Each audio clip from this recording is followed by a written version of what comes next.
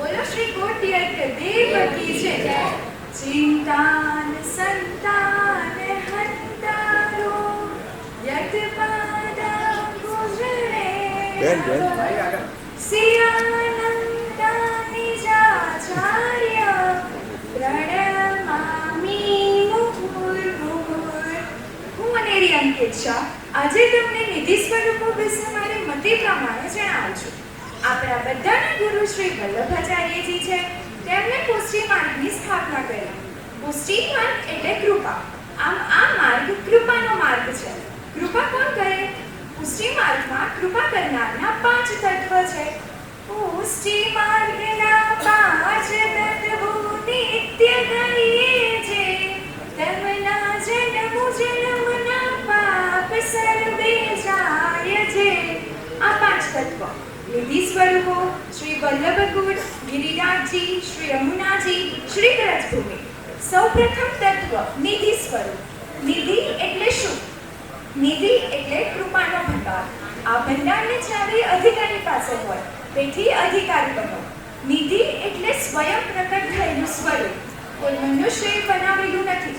શ્રી ગંગાજી, શ્રી યમુનાજી, શ્રી ગિરિરાજજીમાંથી પ્રકટ થયેલું છે. નિધિ એટલે શ્રી વલ્લભાચાર્યજીએ સેવ્યા સ્વરૂપ. શ્રી મહાપ્રભુજીએ સેવા કરેલા સ્વરૂપો એ નિધિ સ્વરૂપો.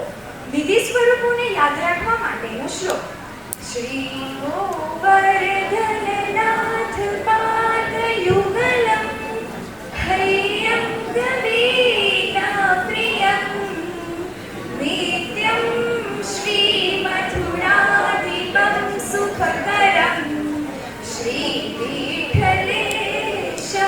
મુદા શ્રીમદ દ્વારપતીશ ગોકુલપતિ શ્રી ગોકુલે વિભુ શ્રીમન્મન્મથ મોહનમ નટવરમ શ્રી બાલકૃષ્ણમ ભજે.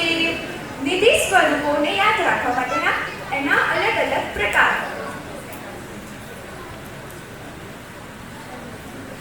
શ્રીનાથજી ગોવર્ધન પર્વત ધારણ કરનાર શ્રી કૃષ્ણનું સ્વરૂપ.